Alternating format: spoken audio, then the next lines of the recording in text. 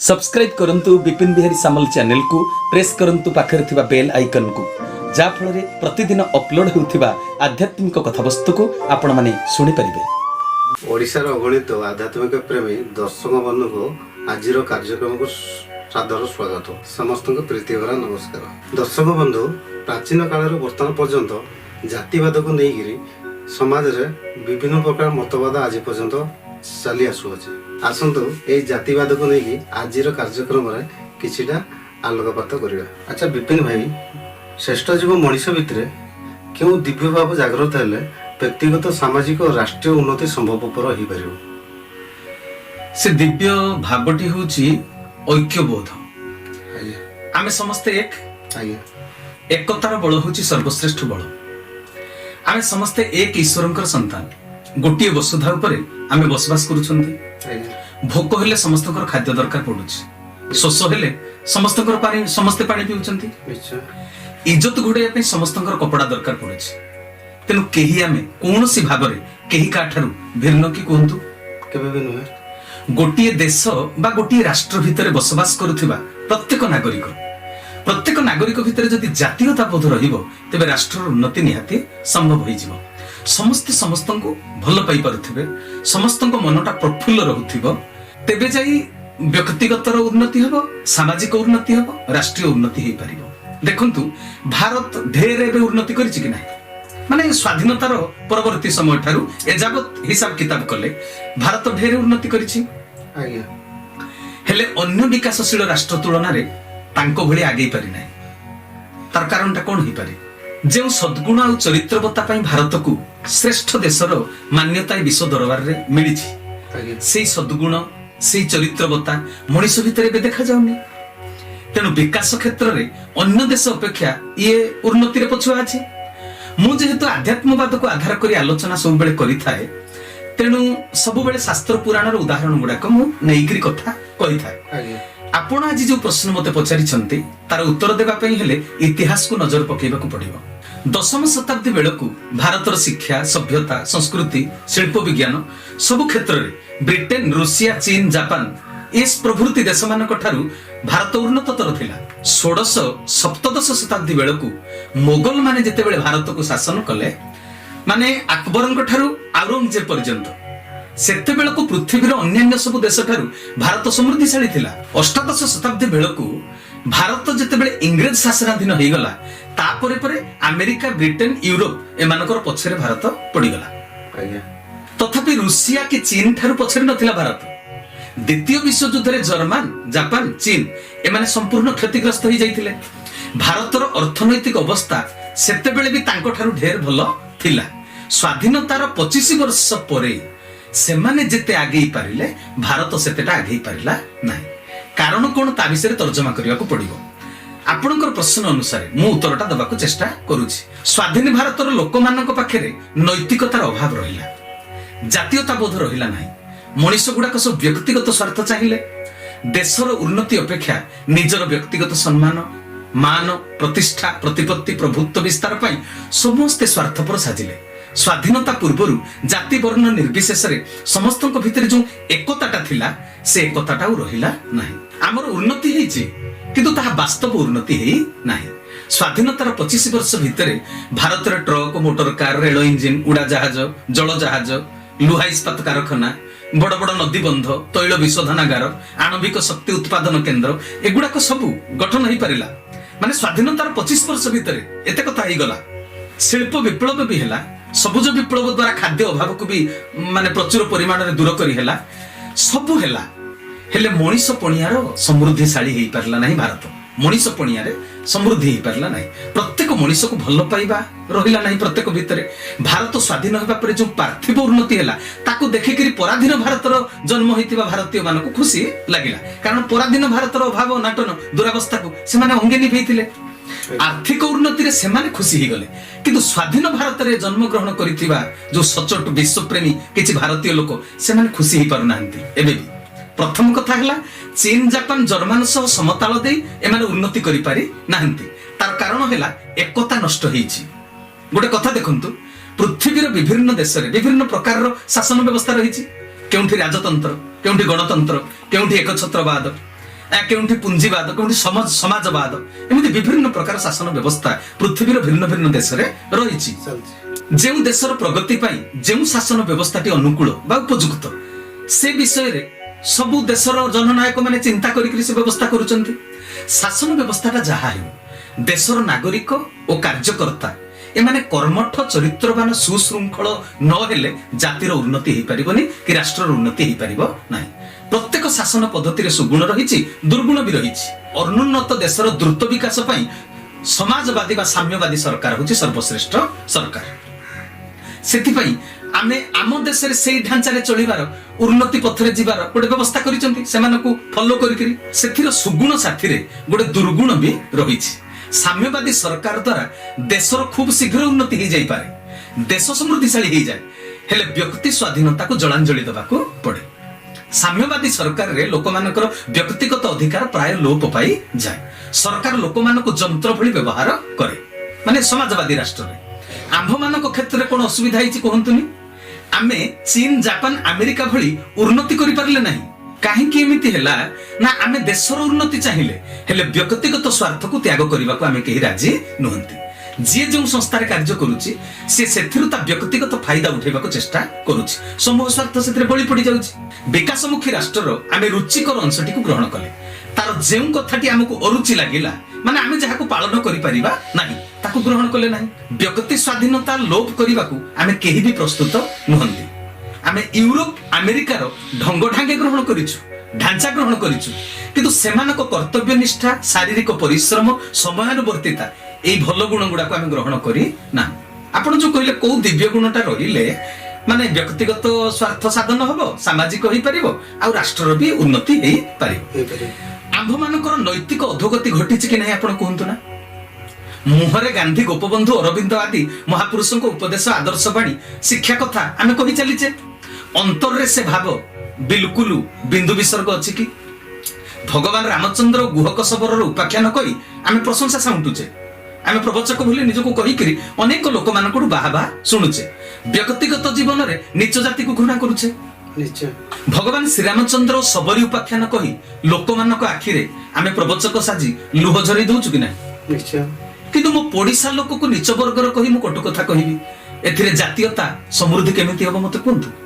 ମୁଁ ସବୁ ପ୍ରକାର ସୁଖ ସୁବିଧା, ସ୍ୱାଧୀନତା ପାଇବି, ମୋ ପଡୋଶୀ ପରାଧୀନ ରହିବ, ସବୁ ସୁଖ ସୁବିଧାରୁ ସେ ବଞ୍ଚିତ ହେବ, ତେବେ ସାମ୍ୟବାଦ ପ୍ରତିଷ୍ଠା ହେଇପାରିବ? କେବେ ବି ନୁହେଁ। ଉଚ୍ଚ ନିଚ ଭେଦଭାବ ନ ରହୁ, କି ସୁଖ ସୁବିଧା ପାଇବାରେ ପାତରନ୍ତର ବି ଭାବ ନ ରହୁ, ଏଇଟା ଦରକାର। ଏ ବିଚାରଧାରାକୁ ଗ୍ରହଣ କଲେ ଦେଶର ଉନ୍ନତି ନିଶ୍ଚୟ ହେବ। ଜଣେ ବାସ୍ତବବାଦୀ ଦେଶପ୍ରେମୀ କେବଳ ଚିନ୍ତା କରିପାରିବ କଣ ହେବା ଉଚିତ, କଣ ନ ହେବା ଉଚିତ। ବ୍ୟକ୍ତିଗତ ସ୍ୱାର୍ଥ ସାଧନାରେ ଯୋଉମାନେ ଚେଷ୍ଟାରତ, ସେ ଲୋକ ଚିରନ୍ତନ ସତ୍ୟକୁ ମସ୍ତିଷ୍କରେ ଧାରଣା କରିପାରିବେ କି? କେବେ ବି ନୁହେଁ। ମୋର ମନେ ପଡୁଛି, ଦେଖନ୍ତୁ ଆଜ୍ଞା, ନବମ ଶ୍ରେଣୀରେ ପାଠ ପଢିଲା ବେଳେ ଆମର ପାଠ୍ୟକ୍ରମର ସାହିତ୍ୟ ବହିରେ ଗୋଟେ ପ୍ରବନ୍ଧ ଥିଲା, ହରିଜନ ସେବା। ଏଟା ହଉଛି ରମାଦେବୀ ଚୌଧୁରୀଙ୍କର ଜୀବନ ଚରିତରୁ ଉଦ୍ଧୃତ ହେଇଥିଲା। ଏଇ ଯୋଉ ଛୋଟିଆ ପ୍ରବନ୍ଧଟା ରମାଦେବୀ ଚୌଧୁରୀଙ୍କର ଜୀବନ ଚରିତ୍ର, ମାନେ ଆତ୍ମଚରିତ୍ର, ସେଟା ଉଦ୍ଧାର କରିକି ପାଠ୍ୟକ୍ରମରେ ବିଷୟଟି ରଖାଯାଇଥିଲା। ଆଚ୍ଛା, ପାଠ୍ୟକ୍ରମର ବିଷୟବସ୍ତୁରେ ସେ ବିଷୟଟା ରଖାଯାଇଥିଲା କାହିଁକି? କେବଳ ପରୀକ୍ଷାରେ ପ୍ରଶ୍ନ ପଡିଲେ ତାକୁ ସୁନ୍ଦର ଭାବରେ ଉତ୍ତର ଦେଇ ମୋଟା ଅଙ୍କର ନମ୍ବର ପାଇବି, ନା ସେଥିରୁ ଜାତୀୟତା ବୋଧର ଶିକ୍ଷା ଲାଭ କରିବି? ସେଥିରୁ ଜାତୀୟତାବୋଧ ଶିକ୍ଷା ଲାଭ ପାଇଁ ହିଁ ନିଶ୍ଚୟ ସେଟା ପାଠ୍ୟକ୍ରମରେ ରଖାଯାଇଥିବ। ବୁଦ୍ଧିଜୀବୀ ଲୋକମାନେ ପାଠ୍ୟକ୍ରମରେ ସେଇଥିପାଇଁ ଦେଇଛନ୍ତି ସେଟା। ନିଶ୍ଚୟ ସେ ବିଷୟଟି ପଢି ଜ୍ଞାନକୁ ଅର୍ଜନ କରି ଜୀବନରେ ଚରିତ୍ରାୟିତ କରିବା ପାଇଁ ଅନେକ ଲୋକ ଚେଷ୍ଟା କରିଛନ୍ତି। ପାଠରୁ, ଶିକ୍ଷାରୁ ଲୋକ ବି ଦୀକ୍ଷା ଗ୍ରହଣ କରିପାରିଛନ୍ତି। ଯତ୍ପର ନାସ୍ତି ଆମର ସମାଜବାଦୀ କିଛି ଅଛନ୍ତି, ସେ ପାଠ୍ୟକ୍ରମରୁ କିଛି ଶିକ୍ଷା ଅର୍ଜନ କରିଛନ୍ତି। ମହାପୁରୁଷଙ୍କ ଆଦର୍ଶକୁ ଅଣଦେଖା କଲେ, ଅବହେଳା କଲେ ଚରିତ୍ର ଗଠନ ହୋଇପାରିବ କି? କେବେ ବି ନୁହେଁ। ମୁଁ ଆପଣଙ୍କୁ କେବଳ ମନେ ପକେଇ ଦଉଛି, ଆପଣ ଯେତେ ବଡ ପ୍ରଶ୍ନ ପଚାରିଛନ୍ତି ଉତ୍ତରଟା ଏତେ ସହଜ କଥା ନୁହେଁ, ତାର ବହୁତ ଦିଗ ଅଛି ୟାକୁ ଉତ୍ତର ଦେବାକୁ ହେଲେ।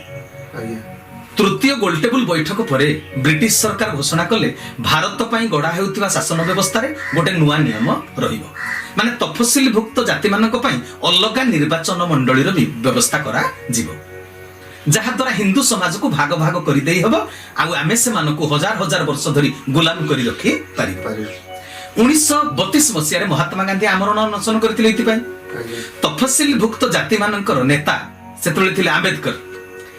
ତାଙ୍କ ସହିତ ଆମ ଭାରତୀୟ ହିନ୍ଦୁ ରାଜଗୋପାଳଚାରୀ ଆଦି ଅନେକ ମିଶିକିରି ମହାତ୍ମା ଗାନ୍ଧୀଙ୍କ ଜୀବନକୁ କେମିତି ରକ୍ଷା କରିବେ ବୋଲି ସେମାନେ ଗୋଟେ ଯୋଜନା ବାନ୍ଧିଲେ ଏବଂ ସେଟା ଇଂରେଜ ମାନଙ୍କ ପାଖରେ ଆଗତ କଲେ। ଇଂରେଜ ସରକାର ମଧ୍ୟ ମାନିଗଲେ। ସମାଜରେ କଣ କଲେ, କୋଉ ବ୍ୟବସ୍ଥା କଲେ, କୋଉ ପଦକ୍ଷେପ ନେଲେ ଅସ୍ପୃଶ୍ୟତା ରୋଗଟା ନ ରହିବ, ମହାତ୍ମା ଗାନ୍ଧୀ ଅହିଂସା ନୀତିରେ ବହୁତ ଚେଷ୍ଟା କରି ତାର ବ୍ୟବସ୍ଥା ଆରମ୍ଭ କରିଥିଲେ। ସେହିଠାରୁ ହିଁ ତଫସିଲଭୁକ୍ତ ଜାତିମାନଙ୍କୁ ହରିଜନର ନାମକରଣ କରାଯାଇଥିଲା। ହରିଜନ ବୋଲି ଗୋଟିଏ ସାପ୍ତାହିକ ପତ୍ରିକା ସେତେବେଳେ ହିନ୍ଦୀରେ ବାହାରୁଥିଲା। ସ୍ୱାଧୀନତା ସଂଗ୍ରାମରେ ଯୋଗ ଦେଇ ରମାଦେବୀ ଚୌଧୁରୀ ଯେତେବେଳେ ହଜାରିବାଗ ଜେଲରେ ଥାନ୍ତି, ଜେଲରେ ଥାଇ ମହାତ୍ମା ଗାନ୍ଧୀଙ୍କର ମହାନତା ସମ୍ପର୍କରେ ସେ ସବୁ ଶୁଣୁଥିଲେ, କିନ୍ତୁ ତାଙ୍କର କରିବାର କିଛି ନଥିଲା। ଜେଲରୁ ଫେରି ଯେତେବେଳେ କଟକରେ ସେ ପହଞ୍ଚିଲେ, ଦେଖିଲେ ରମାଦେବୀ ଚୌଧୁରୀ ଯେଉଁ ନାରୀ ପୁରୁଷ କର୍ମୀ ମାନେ ଜେଲରୁ ଫେରିଛନ୍ତି ଜଷ୍ଟ, ସେମାନେ ଅଛୁଆଁ ପ୍ରଥା ବିରୁଦ୍ଧରେ ଦସ୍ତଖତ ସଂଗ୍ରହ କରିବା ଆରମ୍ଭ କରି ଦେଇଛନ୍ତି। ଆଉ ହରିଜନ ବସ୍ତିକୁ ଯାଇ ସେମାନଙ୍କ ସହିତ ଯୋଗସୂତ୍ର ରକ୍ଷା କରୁଛନ୍ତି, ସମ୍ପର୍କ ସ୍ଥାପନ କରୁଛନ୍ତି। ଆଉ ବୁଲାବୁଲି କରିକିରି ଏ ସମ୍ବନ୍ଧରେ ବହୁତ ଜାଗାରେ ସଭା ସମିତିର ଆୟୋଜନ କରୁଛନ୍ତି। କଟକରେ ଅସ୍ପୃଶ୍ୟତା ନିବାରଣୀ ସମିତି ମଧ୍ୟ ଗଠନ କରିଛନ୍ତି। ସେତେବେଳକୁ ଦେଖିଲେ ରମାଦେବୀ ଚୌଧୁରୀ। ସେ ସମିତିର ସଭାପତି ହେଉଛନ୍ତି ବାଲୁକେଶ୍ୱର ଆଚାର୍ଯ୍ୟ ଥିଲେ। ସତ୍ୟନାରାୟଣ ରାଜଗୁରୁ ଓ ରମାଦେବୀ ଚୌଧୁରୀ ସେ ସମିତିର ପରବର୍ତ୍ତୀ ଅବସ୍ଥାରେ ଯୁଗ୍ମ ସମ୍ପାଦକ ଭାବରେ କାମ କଲେ। ହରିଜନ ପିଲାଙ୍କ ପାଇଁ କଟକରେ ମଧ୍ୟ କୈବଲ୍ୟ କୁଟୀର ନାମରେ ଗୋଟେ ଛାତ୍ରାବାସ ତିଆରି ହେଇଥିଲା। ସାମ୍ୟବାଦର ପ୍ରତିଷ୍ଠା ପାଇଁ ସେତେବେଳେ ଅନେକ ବୁଦ୍ଧିଜୀବୀ ଉଚ୍ଚ ଶ୍ରେଣୀର ଲୋକ ସବୁ କାମରେ ଲାଗି ପଡିଥିଲେ। ଶ୍ରୀ ଲୋକନାଥ ମିଶ୍ର, ତାଙ୍କ ସମ୍ପାଦନରେ ତ ଓଡିଆରେ ହରିଜନ ପତ୍ରିକା ପୁଣି ପ୍ରକାଶ ପାଇଥିଲା। ସେ ମିଶ୍ର ଥିଲେ, ତାଙ୍କ ନାଁ ହେଉଛି ଶ୍ରୀ ଲୋକନାଥ ମିଶ୍ର, ଯିଏ ହରିଜନ ଓଡିଆ ପତ୍ରିକାର ସମ୍ପାଦକ ରହିଥିଲେ। କୁସଂସ୍କାରକୁ ଦୂର କରିବା ପାଇଁ ମଣିଷର ଅନ୍ତର ଭିତରୁ ଶ୍ରୀ ବୀରକିଶୋର ଦାସ ସବୁଜ ସାଥୀ ଗୀତ ବହି ମଧ୍ୟ ଲେଖିଥିଲେ। ମାନେ ଦେଶାତ୍ମବୋଧ ଉପରେ, ଜାତୀୟତାର ଏକତା ବିଷୟରେ ସେ କବିତା ବହି ମଧ୍ୟ ଲେଖିଥିଲେ। ସମସ୍ତେ ନିଜ ନିଜର ଜ୍ଞାନ କୌଶଳ ଦକ୍ଷତା ପାରିଲା ପୁଣିଆକୁ ମାନେ କାମରେ ଲଗେଇ ଦେଲେ, କେବଳ ଛୁଆଁ ଅଛୁଆଁକୁ ଦୂର କରିବା ପାଇଁ ସମସ୍ତେ ଚେଷ୍ଟା କରିଛନ୍ତି। ସେତେବେଳର ବୁଦ୍ଧିଜୀବୀ ମଣିଷଙ୍କ ଭିତରେ ଚିନ୍ତା ଚେତନା କୋଉ ପ୍ରକାରର ଥିଲା, ଆଉ ଆଜିର ଲୋକମାନଙ୍କ ଭିତରେ ଯୋଉମାନେ ଉଚ୍ଚ ବା ଶ୍ରେଷ୍ଠ ବୋଲି ନିଜକୁ କହୁଛନ୍ତି, ଏମାନଙ୍କର ଚିନ୍ତା ଚେତନାକୁ ଆପଣ ତୁଳନା କରନ୍ତୁ। ମହାତ୍ମା ଗାନ୍ଧୀ ଦେଶବାସୀଙ୍କୁ କହୁଥିଲେ, ଆପଣଙ୍କ ସମାଜ ଏତେ ବଡ ଗୋଷ୍ଠୀକୁ ଅଛୁଆଁ କରି ନିଚ୍ଚହୀନ ଅବସ୍ଥାରେ ରଖିଛନ୍ତି, ସେହି ପାପର ତୁମମାନଙ୍କୁ ଆଜି ପ୍ରାୟଶ୍ଚିତ କରିବାକୁ ପଡିବ। ବେଦନା ଭରା ଭାଷାରେ ସେ ଏମିତି କହୁଥିଲେ। ଆଉ ଗୋଟେ ବାଣୀ ମୋର ମନେ ପଡୁଛି, ତୁମକୁ ଜୀବନ ପଣ କରି ଏ ଅଛୁଆଁ ପ୍ରଥାକୁ ଉଠେଇବାକୁ ପଡିବ, ତା ନହେଲେ ଏ ପାପରେ ହିନ୍ଦୁ ଧର୍ମ ଦିନେ ବୁଡିଯିବ। একথা মহাত্মা গান্ধীଙ୍କର ସ୍ୱର, এটা ଆମର ମନଗড়ା କଥା ନୁହେଁ। ଆପଣ ଇତିହାସକୁ ଦେଖନ୍ତୁ, ପାଠ୍ୟକ୍ରମରେ ଥିବା ବେଳେ ସେ ପାଠକୁ ଯୋଉମାନେ ଏବେ ବୟସ୍କ ପ୍ରାପ୍ତ ହେଇଗଲେଣି ଏପର୍ଯ୍ୟନ୍ତ ମନେ ରଖି କିଛି କିଛି କାମରେ ଲଗାଉଛନ୍ତି। ସେମାନଙ୍କ ଭିତରେ ଜାତିବାଦ ବା ଅସ୍ପୃଶ୍ୟତା ନାହିଁ, ସେମାନେ ସ୍ୱର ଉତ୍ତୋଳନ କରୁଛନ୍ତି ବା ସମାଜରେ ସଂସ୍କାର ଆଣିବା ପାଇଁ ବହୁତ ଚେଷ୍ଟା କରୁଛନ୍ତି। ଯେଉଁମାନେ ମହତ କାର୍ଯ୍ୟକୁ ପ୍ରାଣାନ୍ତକ ଉଦ୍ୟମ କରି ଚଳାଇଥିଲେ ସେତେବେଳେ, ସେମାନେ ଅମର ହେଇଛନ୍ତି ନା ଏବେ ଯୋଉମାନେ ଜାତିବାଦ ରହିବା ଉଚିତ ବୋଲି କହୁଛନ୍ତି ଏମାନେ ଅମର ହେଇଯିବେ ଆଗକୁ? ଗୋଟେ କଥାକୁ ଦେଖନ୍ତୁ, ସେମାନଙ୍କ କଥାକୁ, ସେ ମହାପୁରୁଷ ମାନଙ୍କ କଥାକୁ ଆମେ ଯଦି ଅସ୍ୱୀକାର କରିବା, ଆମେ କେବେ ବି ଉନ୍ନତି ପଥରେ ଯାଇପାରିବା? କେବେ ବି ନୁହେଁ। ସୁନାର ଭାରତ, ସମୃଦ୍ଧ ଭାରତ, এই ଯୋଉ ସମୃଦ୍ଧ ଭାରତ, ସୁନାର ଭାରତ ବିଦେଶୀ ମାନଙ୍କ ହାତରେ ପରାଧୀନ କେମିତି ହେଲା ଆପଣ କହିପାରିବେ? କେମିତି ଭାବରେ, ମାନେ ତାର ପ୍ରାଥମିକ ସୂତ୍ରପାତ କେମିତି ହେଲା ବିଦେଶୀ ମାନଙ୍କ ହାତକୁ ଏ ସମୃଦ୍ଧ ଭାରତ, ସୁନାର ଭାରତ ତାଙ୍କ ଶାସନାଧୀନ ହେଇକି ଚାଲିଗଲା? ନିଜ ଜନ୍ମ ମାଟିରେ ନିଜେ ବାହାର ଲୋକଙ୍କର ଶୃଙ୍ଖଳରେ ବନ୍ଧା ହୋଇ ଗୁଲାମ ହୋଇ ରହିବା, এটা কোন ଗୋଟେ ଛୋଟିଆ କଥା ହେଇଛି? କେବେ ବି ନୁହେଁ। ইয়ার সূত্রপাত কেমিতি ହେଲା শুনন্তু। বিদেশী মানে ভারতীয় মানଙ୍କର কেউ দুর্বলতাକୁ জানি ଯିବାରୁ ଭାରତୀୟ ଲୋକଙ୍କୁ অতি ସହଜରେ ସେମାନେ ଆୟତ୍ତ କରି ପାରିଲେ। এটা ଗୋଟେ ଆଲୋଚନାର ବିଷୟବସ୍ତୁ। 1192 ରେ মোহাম্মদ ঘোরি দ্বিতীয় তরাইন যুদ্ধରେ ପୃଥ୍ୱୀରାଜ ଚୌହାନଙ୍କୁ ପରାସ୍ତ କଲା ପରେ ଭାରତରେ ବିଦର୍ଭୀ ମାନଙ୍କର ଶାସନ ପର୍ଯ୍ୟାୟ ଆରମ୍ଭ ହେଇଥିଲା। ପ୍ରଥମ ତରାଇନ ଯୁଦ୍ଧରେ ମୋହାମ୍ମଦ ଘୋରି ହାରି ଯାଇଥିଲେ। ଦ୍ୱିତୀୟ ଯୁଦ୍ଧରେ କେଉଁଥିପାଇଁ ସେ ଜିତିଗଲେ ତାର କାରଣ ଖୋଜିବାକୁ ପଡିବ। ବିଶ୍ୱାସ କରନ୍ତୁ ଆଜ୍ଞା, ସେତେବେଳେ ମୋହାମ୍ମଦ ଘୋରି ମେସିନ ଗନ୍ ଧରିକିରି ଆସିନଥିଲେ କି ଏୟାରକ୍ରାଫ୍ଟ ଧରିକିରି ଆସିନଥିଲେ, ଆଟମ ବମ୍ ସାଥିରେ ଧରିକିରି ଆସିନଥିଲେ। ଭାରତର ଲୋକ ସଂଖ୍ୟା 30 କୋଟିରୁ ସେତେବେଳେ ଉର୍ଦ୍ଧ୍ୱ ଥିଲା। ମାତ୍ର 25-30 ହଜାର ସୈନିକ ଖଣ୍ଡା ତଲୱାର ଧନୁଷର ଧରି ସେମାନେ ଆସିଥିଲେ। ତେବେ ଶାସ୍ତ୍ର ପୁରାଣରେ ପାରଙ୍ଗମ ବୁଦ୍ଧିଜୀବୀ ଆଉ ସଂସ୍କୃତି ସମ୍ପନ୍ନ ଭାରତୀୟ ମାନେ କେମିତି ତାଙ୍କ ଶାସନ ଛତ୍ର ତଳକୁ ଚାଲିଗଲେ କୁହନ୍ତୁ ନା?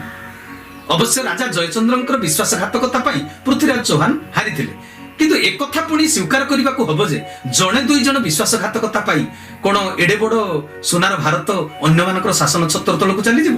এটা কোন কেবে সম্ভব? କେବେ ବି ନୁହେଁ। ଘଟଣା କଣ ହେଇଥିଲା ଶୁଣନ୍ତୁ। ପ୍ରଥମ ତରାଇନ ଯୁଦ୍ଧରେ ଯେତେବେଳେ ମହମ୍ମଦ ଘୋରୀ ହାରିଗଲେ, ସେଦିନ ରାତିରେ ମହମ୍ମଦ ଘୋରୀ ତାଙ୍କର ଜଣେ ବିଶିଷ୍ଟ ବିଶ୍ୱସ୍ତ ମନ୍ତ୍ରୀଙ୍କ ସହିତ ଗୋଟେ ଛୋଟ ପାହାଡ ଉପରେ ବସିକିରି ସେମାନେ ବିଚାର ବିମର୍ଶ କରୁଥାନ୍ତି। ପାହାଡ ଉପରେ ଥାଇ ପୃଥ୍ୱୀରାଜ ଚୌହାନଙ୍କ ସେନା ଛାଉଣୀ ଆଡକୁ ସେ ଦୃଷ୍ଟି ପକାଇଥାନ୍ତି। ଦେଖିଲେ ଅନେକ ଜାଗାରେ ସବୁ ନିଆଁ ଜଳୁଛି। ମନ୍ତ୍ରୀଙ୍କୁ ପଚାରିଲେ, ଏ ଯୁଦ୍ଧରେ ତ ପୃଥ୍ୱୀରାଜ ଚୌହାନଙ୍କର ବେଶୀ ସୈନ୍ୟ ସାମନ୍ତ ପ୍ରାଣ ହରାଇ ନାହାନ୍ତି, ତ ଏଗୁଡାକ ଏତେ ନିଆଁ କାହିଁକି ଜଳୁଛି? ମନ୍ତ୍ରୀ କହିଲେ, ଏଗୁଡାକ ଶବ ସଂସ୍କାର କରିବା ନିଆଁ ନୁହେଁ, ଏ ହେଉଛି ସୈନିକ ମାନଙ୍କ ପାଇଁ ରୋଷେଇ ପ୍ରସ୍ତୁତର ନିଆଁ। ବିଭିନ୍ନ ଜାଗାରେ ଅଲଗା ଅଲଗା ଜାଗାରେ ଭାରତୀୟ ସୈନିକ ମାନଙ୍କ ପାଇଁ ଖାଦ୍ୟ ପ୍ରସ୍ତୁତ ହେଉଛି, ତେଣୁ ବିଭିନ୍ନ ଜାଗାରେ ନିଆଁ ଲାଗୁଛି। ମହମ୍ମଦ ଘୋରୀ ପୁଣି ପଚାରିଲେ, ଭାରତୀୟ ସୈନିକ ଗୋଟିଏ ଜାଗାରେ କଣ ରୋଷେଇ କରିକି ଖାଦ୍ୟ ଗ୍ରହଣ କରିପାରିବେନି? ମନ୍ତ୍ରୀ କହିଲେ, କର୍ମରେ ଯେଉଁମାନେ କ୍ଷତ୍ରିୟ ବଳବାନ ଯୋଦ୍ଧା, ସେମାନଙ୍କୁ ସମସ୍ତଙ୍କୁ ସୈନିକ ପଦରେ ନିଯୁକ୍ତି ଦିଆଯାଇଥିଲେ ମଧ୍ୟ ସମସ୍ତଙ୍କର ଜାତି ସମାନ ନୁହେଁ। ଭାରତୀୟ ଲୋକଙ୍କର ସମସ୍ତ ସୈନ୍ୟଙ୍କର ଜାତିଟା ସମାନ ନୁହେଁ। ସୈନ୍ୟମାନଙ୍କ ଭିତରେ କିଏ ଉଚ୍ଚ ଜାତିର ତ କିଏ ନିଚ ଜାତିର। ଏକାଠି ରୋଷେଇ କରି ଖାଇଲେ ତାଙ୍କ ଜାତି ମାରା ହେଇଯିବ, ଏମାନେ ସେଇଥିପାଇଁ ଅଲଗା ଅଲଗା ରୋଷେଇ କରି ଖାଉଛନ୍ତି। କଥାଟା ଶୁଣିଲା ପରେ ଆପଣଙ୍କୁ କେମିତି ଲାଗୁଛି କୁହନ୍ତୁ? ଆଉ ମହମ୍ମଦ ଘୋରୀକୁ କଣ ଲାଗିଥିବ? ନିଶ୍ଚୟ। ମହମ୍ମଦ ଘୋରୀ ସେଦିନ ଖୁସିରେ ତାଙ୍କର ଆଉ ସୀମା ରହିଲାନି। ସେ ଖୁବ ହସିଲେ, କହିଲେ, ମନ୍ତ୍ରୀ, ପ୍ରଥମ ଥର ଯୁଦ୍ଧରେ ଆମେ ହାରି ଯାଇଛନ୍ତି ସତ୍ୟ, ଭବିଷ୍ୟତରେ ପୃଥ୍ୱୀରାଜ ଚୌହାନଙ୍କୁ ମୁଁ ନିଶ୍ଚିତ ରୂପରେ ହରେଇବି, ଆଉ ନିଶ୍ଚିତ ରୂପରେ ମୁଁ ରାଜା ହେବି, ଏକଥା ସେ କହିଛନ୍ତି। ମନ୍ତ୍ରୀ ପଚାରିଲେ, ଆଚ୍ଛା କେମିତି? ମହମ୍ମଦ ଘୋରୀ କହିଲେ, ଯେଉଁ ସମାଜ ବିଭିନ୍ନ ଜାତିରେ ବିଭକ୍ତ ହୋଇ ଉଚ୍ଚ ନିଚ ମାନସିକତାରେ ତାଙ୍କର ମନୋବୃତ୍ତିକୁ ସେମାନେ ବି ବିଭକ୍ତ କରିଦେଇଛନ୍ତି, ଘୃଣା ଭାବ ଯାହା ଭିତରେ ରହିଛି, ସେମାନେ ଯେତେ ଶକ୍ତିଶାଳୀ ହୋଇଥିଲେ ମଧ୍ୟ ତାକୁ ପରାସ୍ତ କରିବାଟା ଅତି ସହଜ। ଦେଖନ୍ତୁ, ପରବର୍ତ୍ତୀ ଯୁଦ୍ଧରେ ପୃଥ୍ୱୀରାଜ ଚୌହାନଙ୍କର ସୈନ୍ୟ ସଂଖ୍ୟା ଥିଲା 5 ଲକ୍ଷ, କିନ୍ତୁ ପଡୋଶୀ ରାଜ୍ୟଙ୍କ ଠାରୁ ସୈନ୍ୟ ଭିକ୍ଷା କରି ମହମ୍ମଦ ଘୋରୀଙ୍କର ସୈନ୍ୟ ସଂଖ୍ୟା ହେଇଥିଲା ପ୍ରାୟ 1,25,000 ବା 1.5 ଲକ୍ଷ ଭଳିଆ। ତେବେ ପୃଥ୍ୱୀରାଜ ଚୌହାନଙ୍କର ଯଦି 5 ଲକ୍ଷ ସୈନ୍ୟ ଥିଲେ, ସେ ବିଦେଶୀ ମାନଙ୍କ ହାତରେ ହାରିଲେ କେମିତି? ତାଙ୍କ ଆୟତ୍ତାଧୀନକୁ ଗଲେ କେମିତି? ଭଲ ପ୍ରଶ୍ନଟେ। ଶସ୍ତ୍ର ଆଉ ଶାସ୍ତ୍ର, ଶସ୍ତ୍ରଧାରୀ ଆଉ ଶସ୍ତ୍ରଧାରୀ ଏ ଉଭୟଙ୍କ ଦ୍ୱାରା ଦେଶ ସୁରକ୍ଷିତ ରହେ। ଶାସ୍ତ୍ରଜ୍ଞ ମାନେ ଦେଶର ଆଭ୍ୟନ୍ତରୀଣ ଶାନ୍ତି ସନ୍ତୋଷ ପାଇଁ ଜ୍ଞାନ ରୂପକ ଅସ୍ତ୍ର ଦ୍ୱାରା ଶ୍ରେଷ୍ଠ ଜୀବ ମଣିଷ ଭିତରେ ଐକ୍ୟବୋଧ ପ୍ରତିଷ୍ଠା କରନ୍ତି, ଏକତା ରକ୍ଷା କରିବା ପାଇଁ। ଅତୀତରେ ଜ୍ଞାନୀଗୁଣୀ ପଣ୍ଡିତ ମାନେ ଯେଉଁମାନେ ଶାସ୍ତ୍ରଧାରୀ, ସେମାନେ ଏହି କାମ କରୁଥିଲେ। ଦେଶର ସୀମାନ୍ତରେ ଥିବା ଶସ୍ତ୍ରଧାରୀ ମାନେ ବାହ୍ୟ ଶତ୍ରୁ ଆକ୍ରମଣରୁ ଦେଶକୁ ଶୃଙ୍ଖଳିତ କରନ୍ତି ବା ସୁରକ୍ଷିତ ରଖନ୍ତି। ଭବିଷ୍ୟତରେ ଯେଉଁମାନେ ସୈନିକ ପଦବୀରେ ଅଭିଷିକ୍ତ ହେବେ, ଶାସ୍ତ୍ରଜ୍ଞ ମାନେ କଣ କରୁଥିଲେ ନା, ଶାସ୍ତ୍ରଜ୍ଞ ମାନେ ସେମାନଙ୍କୁ ବର୍ତ୍ତମାନ ଠାରୁ ଶାସ୍ତ୍ରଜ୍ଞାନ ଓ ଶସ୍ତ୍ରଜ୍ଞାନ ଉଭୟରେ ପାରଙ୍ଗମ ହେବା ପାଇଁ ଚେଷ୍ଟା କରୁଥିଲେ, ସେ ବିଷୟରେ ତାଙ୍କୁ ଅବଗତ କରାଉଥିଲେ। ସୈନିକ ମାନେ ଭେଦାଭେଦ ଭୁଲି ଏକ ମନ ଏକ ପ୍ରାଣ ହୋଇ ନ ପାରିଲେ ବିଜୟ ଲାଭ କରିବା କେବେ ସମ୍ଭବ ନୁହେଁ। ଚୀନ ଭାରତ ଯୁଦ୍ଧ ବେଳର କଥା ଆପଣ ମନେ ପକାନ୍ତୁ। ଦେଶାତ୍ମବୋଧକ ଗୀତ ଯୋଉ ସଙ୍ଗୀତ ଗାଇଥିଲେ ଲତା ମଙ୍ଗେଶକର, कोई जाट कोई मराठा कोई गुरखा कोई मदरासी, सरहद पर मरने वाला हर जात था भारतवासी, जो खून गिरा पर्वत पर वो खून था हिंदुस्तानी, जो शहीद हुए उनकी जरा याद करो कुर्बानी। तेरे सेतेबेले जो सैनिक माने युद्ध करुथिले, सेमानक भितरे जातिभेद जदि थांता, तेबे से एकाठी युद्ध करि पारिथान्ते कि? भारत अवश्य सेई थर हारिछि, किंतु एबे भी जेतेबेले बारंबार युद्धरे भारत जयलाभ करूछि, तेबे मते कहंतु ना, युद्ध करिबा पई हेले ऐक्यबद्ध दरकार कि नाही? एक मन एक प्राण हवा दरकार कि नाही? निश्चय। सैनिक मानक भितरे भावगत ऐक्यबोध भी रहिबा दरकार। न रहिले सेमाने जो कौशल अप्लाई करिवे युद्ध पई, सेडा एक मनर हेई परिबो नाही। भाई भाई मध्यरे विभेदतार सूत्रपात करी विदेशी माने शह शह वर्ष भारतीय मानकु गुलाम करी रखिले। ज्ञानी गुणी देशप्रेमी मानकर प्रचेष्टारे ऐक्यबोध आनिथिबारु भारत दिने स्वाधीन होला। आजि से एकत्वबोध मनुष्य भितरे नाही, तेणु विश्वभातृत्व आज बाधाप्राप्त होईछि। विज्ञानर जेते उग्रगति हेइथिले मध्य मनुष्य मनरे शांति संतोष आसी पारुछि कि? मनटी परा सकल घटना अघटनार मूल। जाति जाति मध्यरे घृणा भाव रहिबारु से घृणा भावर कोष शरीर भितर गठन होई प्रत्येक मनुष्यर रहुछि। मस्तिष्क रे हिंसा भावटा बसा बांधिकी रहिछि कि नाही? तबे सेटा कोठी कार्यकारी होछि कहिलो? निज परिवार भितर। निज परिवार रे आज भाई भाई भितरे हिंसा भाव मध्य कार्यकारी होछि केवल सेइति पई, कारण हिंसा होछि गोटिए तत्व, सेटा मस्तिष्क रे रहिला माने से परिवार रे कार्य करिवो, समाज रे कार्य करिवो, राष्ट्र रे भी कार्य करिवो। प्रत्येकटी परिवार रे आज मां पेटर भाई सहित भाई रो हिंसा कांड। उत्कल गौरव मधुसूदन दास ओडिशार ए जाति भेद को लक्ष्य करी दुख प्रकाश करथिले। 1903 मसिया रे से उत्कल सम्मेलनी प्रतिष्ठा करथिले। छिन्न विच्छिन्न ओडिया जाति को समभावापन्न करने ପାଇଁ से अनेक चेष्टा करथिले। उत्कल गौरव मधुसूदन दास थिले प्रथम ओडिया बारिस्टर, प्रथम ओडिया ग्रेजुएट, प्रथम ओडिया एमए, प्रथम ओडिया बिलात यात्री आ प्रथम मंत्री, प्रथम बिहार ओडिशा विधानसभा सदस्य। तांकरी प्रचेष्टा 1936 अप्रैल 1 रे प्रथम भारतीय राज्य भावे मध्य ओडिशा प्रतिष्ठा पाइला। से भली जने जननायक, से भली जने महात्मा तांको जीवनर अंतस्वर कोन थिला कहि परिबे? काहे कि ओडिया जाति पई तांको अंतर भीतर विलाप थिला, से कांदुथिले काहे कि? ओडिया मानकर अर्थनैतिक विकास पई कुटीर शिल्प प्रतिष्ठा करथिले प्रारंभिक अवस्था रे उत्कल गौरव मधुसूदन दास। जातिभेद बड़ी कुसंस्कार को एडे सेमानकर संस्कार आनिबा पई केतक उद्बोधन मूलक कविता मध्य से रचना करथिले। उत्कलर खंड विखंडित अवस्था को देखि दुखरे से कोन गाइथिले जानंती? संतानर उक्ति कविताटी आपनकर मने थिबो, मां मां बोली केते मुंडे खोजिली मां को पाइली नाही, मां मां बोली केते मु खोजिली मां को पाइली नाही, भाई भाई बोली केते मु डाकिली न देले उत्तर केही। उत्कल गौरव मधुसूदन दासकर ए कवितार अंतस्वर ये कोण एथरे कोण रहिछि अभिज्ञान संपन्नशील मनुष्य हिसाब रे आमे कोण अनुभव रे आनिबा उचित नुहे, चिंता करिबा उचित नुहे। आमे चिंता करि पारिले जाई भारतर राजनैतिक स्थिति, आध्यात्मिक स्थिति, सामाजिक स्थिति आउ राष्ट्रीय स्थिति जोडा उन्नतिर स्थिति कथा आपण मते पचारिथिले। आमे समस्ते समस्तंकर पूर्ण आंतरिक सहयोगिता रे सबल होई पारंते जदि महापुरुष मानकर आप्तवाणी को हृदय रे अनुभव करि पारंते। सबु देश ठारू भारतर प्रगति उन्नति निश्चित रूप से अधिक संभव हो पारंता। पंचदश शताब्दी बेलकू सारा उत्तर भारत रे मुसलमान राजा माने शासन करुथिले। हिंदू समाज संपूर्ण दुर्बल सेते बेलकू। भारतर एते दुर्दशा सत्वे उत्कल एक स्वाधीन हिंदू राजा भावे सेते बेले मुंड टेकी ठिया आइथिला। पंचदश शताब्दी रे होची कथा। काहे कि कहि परिबे आपण? उत्कलर राजा कपिलेन्द्र देवଙ୍କ भितरे जातिभेद नथिला। कपिलेन्द्र देवଙ୍କ पूर्वरु जेते राजवंशर राजा माने शासन करुथिले, से सोमवंशी हुंतु गंगवंशी हुंतु, से माने गोटिए वर्गर लोकंकु अधिक प्राधान्य देउथिले। तेनु उत्कल खंड विखंडित होई जाइथिला। कलिंग, कंगोद, तोसळ, कोसळ, उड्र, उत्कल एई सब आदि नाम रे भाग भाग होई थिला आम उत्कलटा। गंगवंशी राजा मानक शासन पर्यंत संस्कृत भाषा रे पांडित्य देखाई ज्ञान चर्चा को एक प्रकार विलास व्यसन रे परिणत करि दैथिले सेते बेलर लोक माने। साधारण गरीब जनता प्रति राजा महाराजा भल दृष्टि नथिला, केवल थिला पंडित मानक उपरे। जेतले सूर्यवंशी राजा कपिलेन्द्र देव उत्कलर शासन भार ग्रहण कले, शूद्र मानक मध्य विद्या अध्ययन करिबा पई चांस देले। साहित्य चर्चा पई शूद्र मानक मध्य कपिलेन्द्र देव सुजोग दैथिले। भेदाभेद साम्राज्यवादर अवसान घटाई नवजुग निर्माण कले कपिलेन्द्र देव। उत्कलर चतुर्दिगरे बहु प्रतापशाली राजा माने सेतले शासन करुथिले। सबु वर्गर लोकंकु समानतार अधिकार जेतेबेले देइदेले कपिलेन्द्र देव, सैन्य शक्ति पूरा सुदृढ़ होई गला। आदिवासी मानक ब्राह्मण मानक द्वारा अभिषेक कराई सैनिक पदरे नियुक्ति करैथिले। चारिपटे शासन करुथिबा सबु राजांकु से हरै पारले केवल सेइथि पई। तापर कपिलेन्द्र देवंकु गजपति, गौड़ेश्वर, नवकोटी, कर्णाटक, कलबर्गेश्वर उपाधि भूषित करागला। समस्त प्रजांकु समान भावरे से भल पाउथिले। सेतेबेले ही संस्कृत साहित्यर समकक्ष साहित्य रचना हिथिला ओडिया भाषा रे। जातिभेद उपरे मानसिक विरुद्धाचरण करि परा एते प्रतिभार अधिकारी होइथिले मध्य आदिकवि हमर जे सारला दास ओडिसार व्यास जाहन कुआ जाय, से एते बड़ प्रतिभार अधिकारी हेई ए जातिभेद को नै एते तांको भितर दुख सृष्टि हेतिला। से निजको परिचय देले मु शूद्र मुनि। आपण इतिहास को लक्ष्य करिवे, जेतेबेले समाज रे जातिभेद न रही ऐक्य भाव आसीची सेतेबेले साम्राज्यवाद सुदृढ़ होईची। आ जेतेबेले जातिभेद होई जाईची सेतेबेले खंड विखंडित होई जाईची राज्य। सेतेबेले ही राज्यर पतन घटिची। आमे आज पर्यंत इतिहास रु किछि शिक्षा लाभ करि पारले नाही। सभ्यता एते आगो को आगे थिले मध्य आमे हमर मंगल केउथिरे अमंगल केउथिरे ताहा विचार बोध करि पारले नाही। तबे कहंतु ना आपनकर जो प्रश्न थिला जे को दिव्य भाव को पोषण कले व्यक्तिगत उन्नति होई परिबो, सामाजिक उन्नति होई परिबो, राष्ट्रीय उन्नति होई परिबो। राष्ट्रीय उन्नति पाई राष्ट्रर सब वर्ग मनुष्य को भितरे सद्भाव रहिबा दरकार, भल पाइबा रहिबा दरकार। तो से ऐक्यबोध हेबे नाही।